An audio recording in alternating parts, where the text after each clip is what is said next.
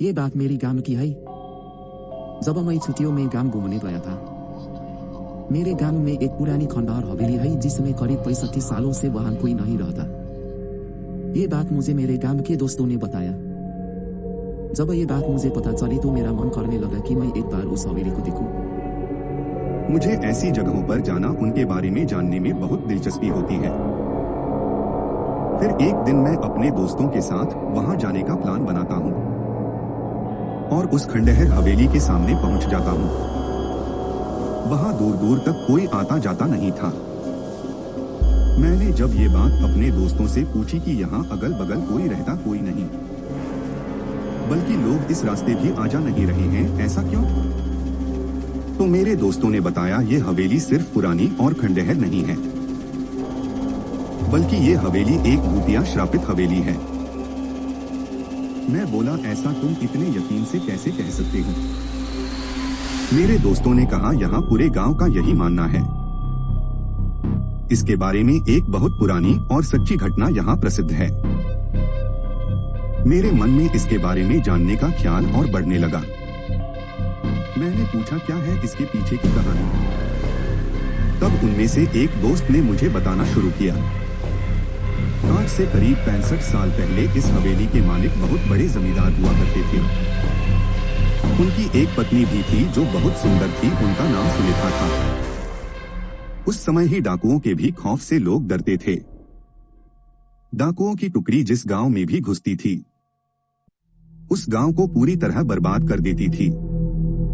क्या हुआ जमींदार का?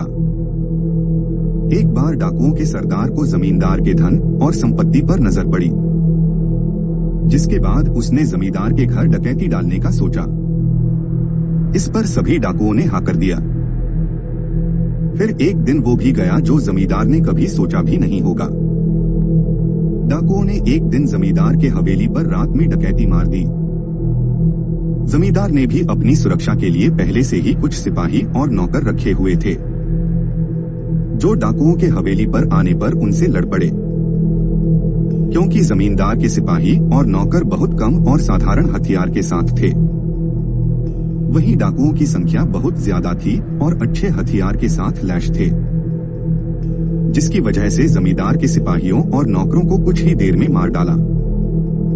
ये सब जमींदार देखने के बाद सोचा, इससे पहले कि डाकू हवेली का दरवाजा तोड़कर अंदर घुस जाए, उसे अपनी पत्नी और खजाने को छुपा देना चाहिए।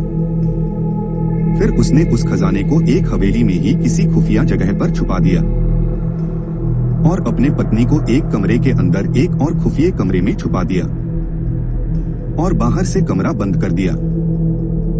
इसके बाद कुछ ही देर में डाकू हवेली का दरवाजा तोड़कर अंदर घुस गए, जिसमें जमींदार की मौत डाकुओं के हाथों हो गई। पर जमींदार ने मरते मरते अपने खजाने का पता उन डाकुओं को नहीं बताया। डाकुओं ने खजाने को बहुत खोजा पर वो नहीं मिला। फिर डाकू वहां से हवेली की कीमती सामने के लेकर वहां से चले गए। जमींदार की पत्नी का क्या हुआ? पर जमींदार की पत्नी जो एक खुफिये कमरे बंद थी, उसका पता किसी को नहीं था। उसकी पत्नी बहुत चिल्लाई, लोगों को बुलाने की कोशिश की, कमरे के दरवाजे को तोड़ने की कोशिश की, पर वो अंत तक कुछ नहीं कर सकी और भूख प्यास से वो तड़प तड़प कर वहीं मर गई। उसके मरने के बाद उसके लाश के बदबू से लोग हवेली में गए और उस कमरे को तोड़कर उसके लाश को वहां से निकालकर उसका अंतिम संस्कार किया।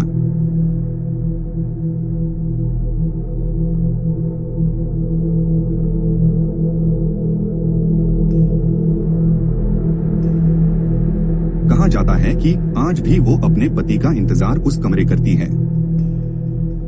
उसका पति कभी तो आएगा और उसे उस कमरे से आजाद करेगा, और आज भी उसे उसके हवेली में घुसपैठिए या उसके बिना इजाजत के अंदर आने वालों को सजा देती है। आज भी श्रापित है वो हवेली। मैंने अपने दोस्तों ये कहानी सुनकर उन पर विश्वास नहीं किया। मैंने पूछा, क्या यार तुम लोग भी न कब की बात आज तक लेकर बैठे हो? इसका कोई सबूत है तुम लोगों के पास?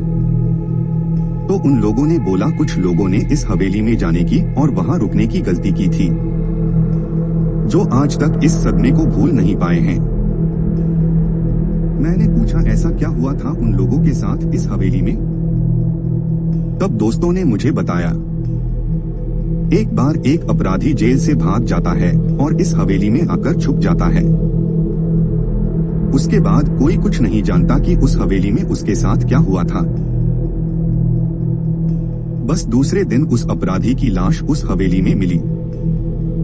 मैंने बोला ये हादसा भी हो सकता है।